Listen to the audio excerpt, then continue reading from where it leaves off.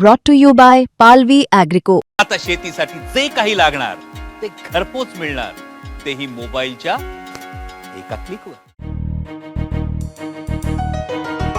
अजित पवारांच्या विमान अपघातावरील अहवालात चुकीची माहिती. आता रोहित पवार आणि अमोल मिटकरी आरपारची लढाई लढणार. उपमुख्यमंत्री अजित पवारांच्या विमानाचा 28 जानेवारीला अपघात झाला होता. सकाळी 8:46 झालेल्या प्लेन क्रॅशची बातमी हा म्हणता महाराष्ट्रासह देशभरात गेली आणि सगळ्यांनाच धक्का बसला. त्यानंतर हा अपघात आहे की घातपात यावरून चर्चा सुरू झाली. आमदार रोहित पवार आणि अमोल मिटकरींनी विविध मुद्दे मांडत अनेक प्रश्न उपस्थित केले, तपासाची मागणी लावून धरली. अखेर अजित पवारांच्या अपघाताला 1 महिना झाला. त्याच दिवशी AAIBने प्राथमिक अहवाल मांडलाय.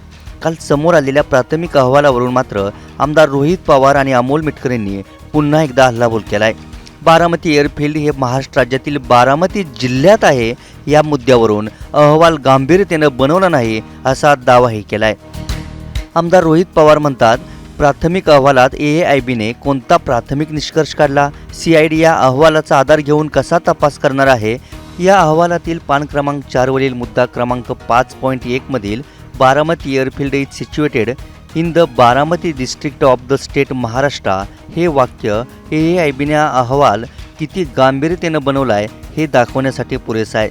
परवा मुंबईत यावर विस्तृत बोलेल असं म्हणत रोहित पवारांनी पुन्हा एकदा प्रेसमधून गौप्यस्फोट करण्याचा इशारा दिलाय.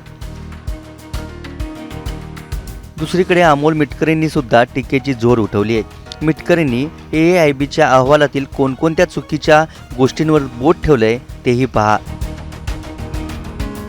DGCAच्या प्राथमिक 22 पानी अहवालात जर बारामती जिल्हा दाखवला असेल तर हा अहवाल किती परिपक्व आहे हे शोधण्यास सांगणे न लागे.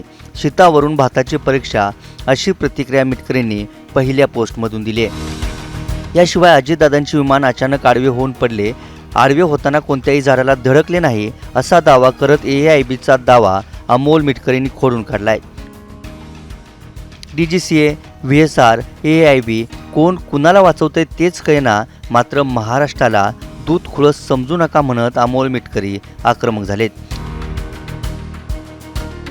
दरम्यान महाराष्ट्रातील अनेक जण या अहवालावरून संतप्त झालेत. सोशल मीडियावर बारामती जिल्हा कधी झालाय असं म्हणत सवाल विचारला जातोय.